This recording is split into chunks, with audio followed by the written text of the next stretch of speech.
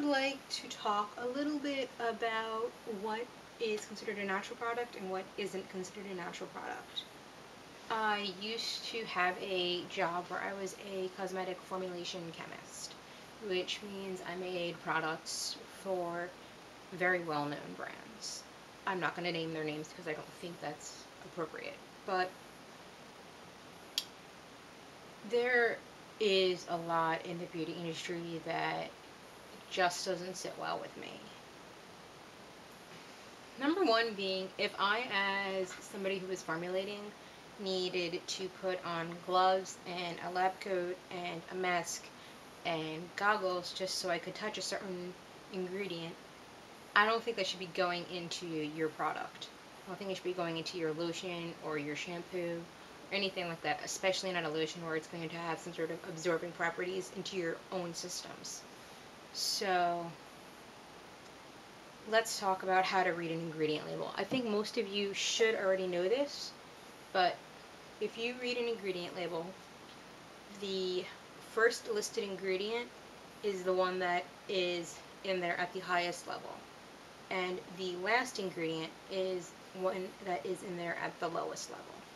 So when you see a product that says, like, for instance, Suave Naturals or whatever Naturals, or that was just the first one that came to mind, and it says, now with shea butter, why don't you take your bottle and you flip it over and you see where shea butter is listed? It has to be in there for them to put it on their label, their ingredient label. In the industry, it can be in there at less than 1% for it to be allowed to be on an ingredient label. So yeah, it's got shea butter in it. But how much shea butter does it have in it? Certainly not enough for it to do anything.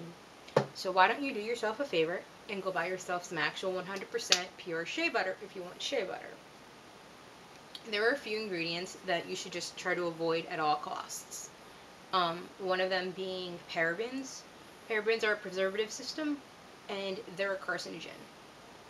You should also try to avoid any sort of petroleum product, which is mineral oil, basically. Mineral oil is a crude oil byproduct, and it shouldn't be on your skin at all. It's gross. You should also always try to avoid artificial fragrances and artificial colors.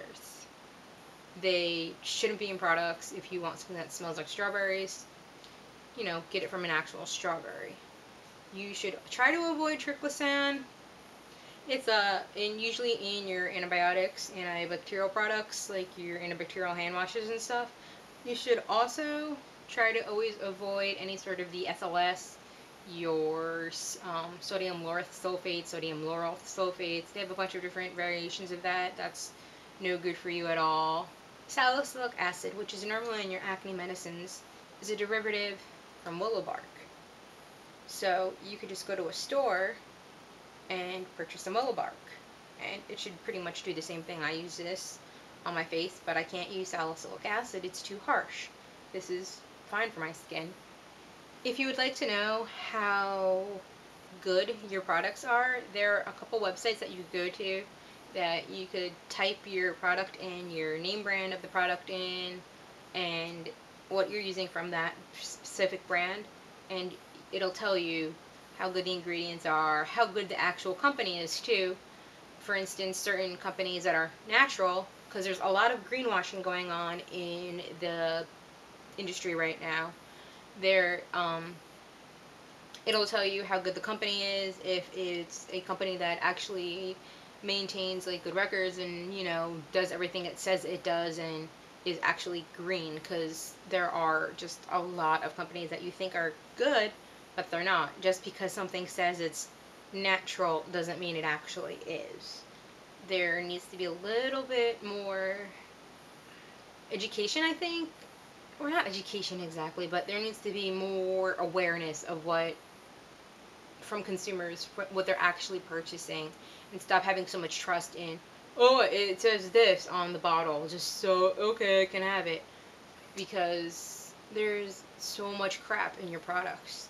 You should be able to flip your product over, read your ingredients, and be able to have a good understanding of what 80% to 90% of its ingredients are. You shouldn't be confused by your ingredient label.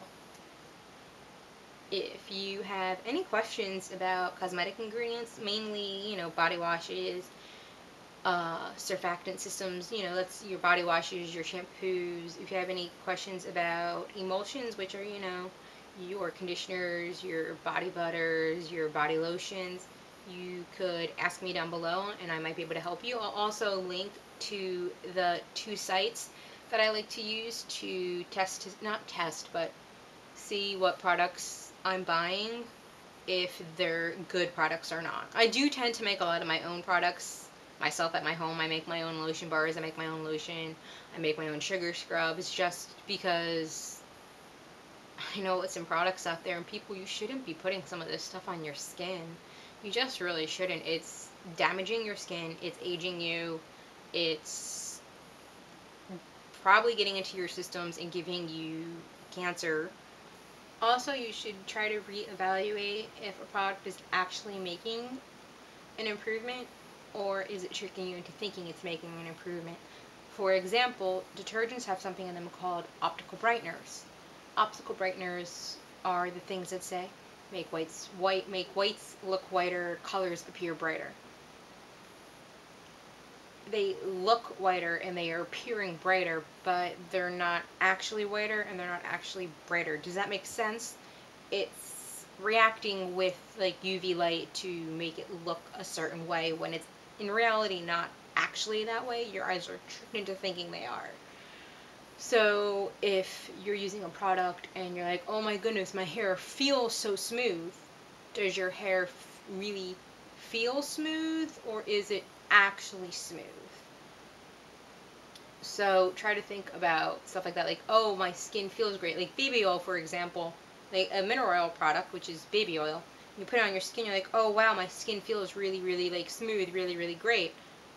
But it feels that way. It's really just sitting on top of your skin. It's not absorbing into your skin, and it's just sort of sitting there, and it's giving you the appearance that it feels a certain way when it's not. So try to think about that kind of stuff too when you start to reevaluate, or hopefully, reevaluate some of the things that you're putting on your body. So research your stuff, please. So again, if you have any questions, ask me down below and I'll be happy to answer them.